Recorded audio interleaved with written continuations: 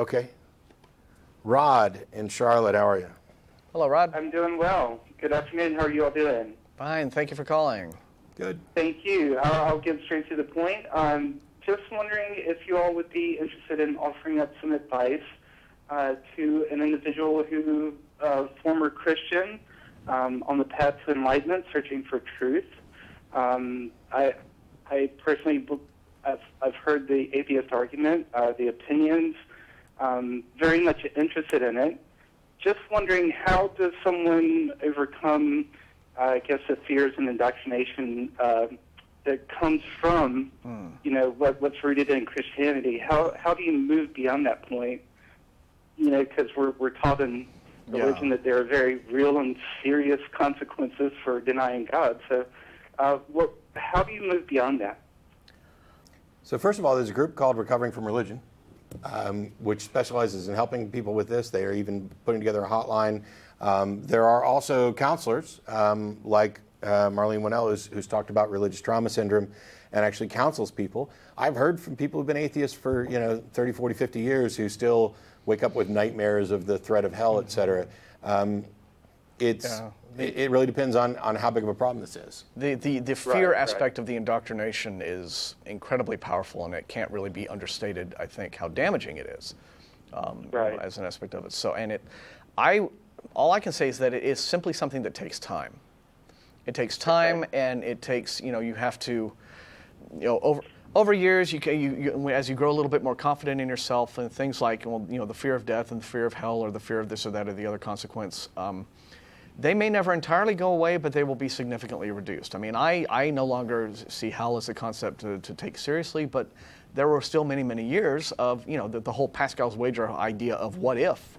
Yeah, I mean, it's on its surface, it's a very easy argument to refute, but when it gets you in your emotional centers, that's still, the impact of that can't be minimized, and it should be taken seriously among people who are really trying to leave their religion.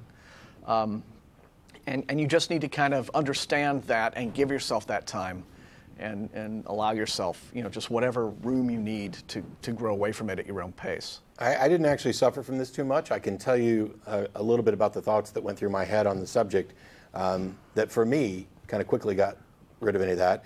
And that is, while I was a Christian, how much time did I spend worrying about some other religion's version of heaven or hell? And the answer was zero.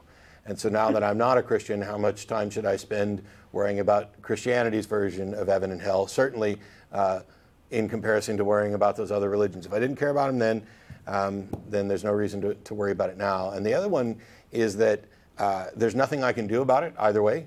And as long as I am honestly living an intellectually honest life, if there's some God that's going to punish me for that, then he's a moral thug.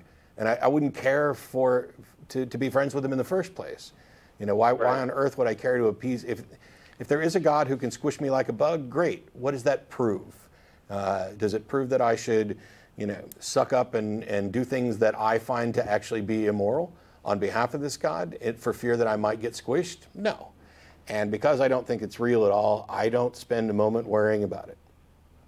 And I think that's great advice. I walked away from religion. It's been 20 years ago, and I haven't given it much thought since. But now, getting older and reflecting and wanting the truth, there's nothing that makes me want to believe in any organized religion at all. And I would just rather accept what is real and what is true. And like I said, I've heard lots of debates for atheist opinions. I agree with them. It's rational. It's logical. It makes sense. And it's all about just taking that first step and moving beyond that brick wall I have, I guess. Well, just give yourself, as much time as you need. Take it at your own pace. Don't feel, there's no rush on any of this. It's got to be a very organic process. Right. Well, thank you all very much. I do appreciate it. It's great advice and definitely food for thought. Thank you. Yep. Thanks, Rod. Take care. I'm actually more worried about what's going to happen on the next season of Orphan Black than I am about anybody's hell. Yeah. Yeah. I mean, or any number of shows, and these are trivial things. There's so much more to life and enjoying life that if you find that you're constantly worrying about something that you cannot change, you know, you can go back to the God grant me the wisdom to tell the difference between the two, only you don't have to appeal to God. You can just do this on your own. What I usually encourage people to do also is, okay, think about this aspect of it specifically. You're afraid right now.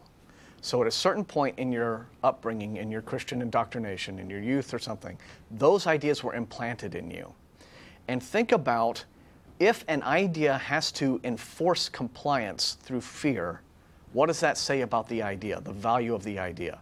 Not just the truth value of it, but the moral value of it. You know, if you have to be terrorized into accepting a belief and then adhering to a belief above all else, that should say something. And you should really, really consider the value of the belief at that point.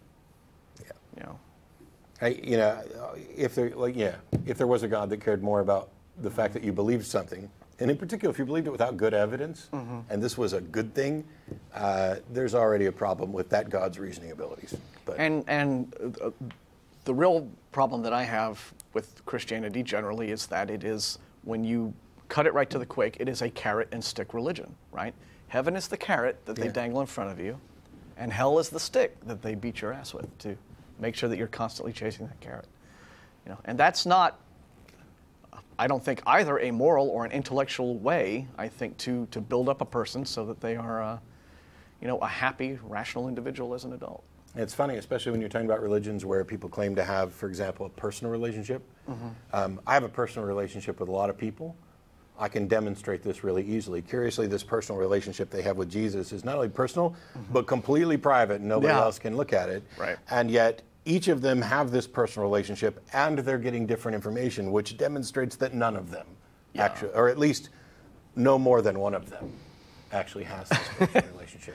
I can't say none. One of them might have got it right, and it may just be that this. Or maybe Jesus is this big chameleon who can just be anyone to anyone, you know. But then then what's the point? Right? How did you determine that God's the good one and Satan's the evil one again? Oh, because God wrote it in your heart? Oh, how convenient. And if Satan had written it in your heart, then you would find Satan to be the good one, right? And how would you tell the difference? Yeah.